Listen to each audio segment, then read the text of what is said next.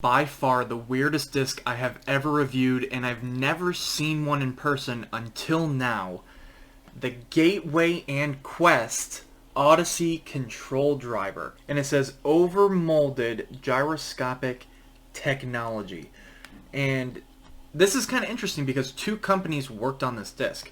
And apparently Quest has printed or molded some of Gateway's discs before. I've kind of just read about that. This came out in 2005, and this is a couple years before MVP made their Ion.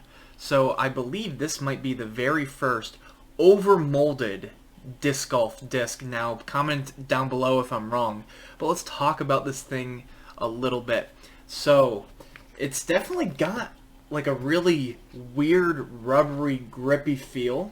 But I will say, if you're someone who likes to power grip everything, this is a pretty deep disc inside, and you have a lot of room. Now the weird thing is this extra little ridge. Weirdly enough, for sidearm, it kind of feels nice to have my index finger on here rather than just pressing into my finger.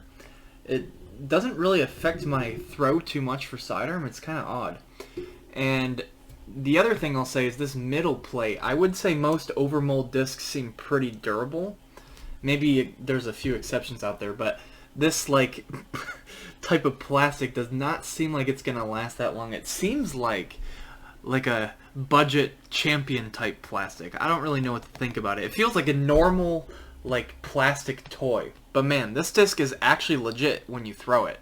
So I went to the field, and the air quality is pretty bad, so I'm wearing a mask out there. I am not going to be talking much out there, but I decided to throw it a couple times, and it actually is pretty stable. I would have to compare this to a T-Bird. Now, it says control driver, and control driver nowadays is speed 9, speed 10, that kind of range. This is definitely more of like a speed 7, speed 6 type of disc for a backhand turnover, and I didn't actually get it to hyzer out, so it's definitely like a straight to stable type disc. Honestly, looking at it, you would think this thing is just going to roll over into the ground. Like, it kind of looks understable, but really it's not. Maybe it's this little ridge underneath that's kind of stabilizing it a bit. I'm not exactly sure on the science behind this thing, but like the wing or whatever, it's pretty domey, and you would expect it to be flippy, or at least I do. I don't know everything about like disc production.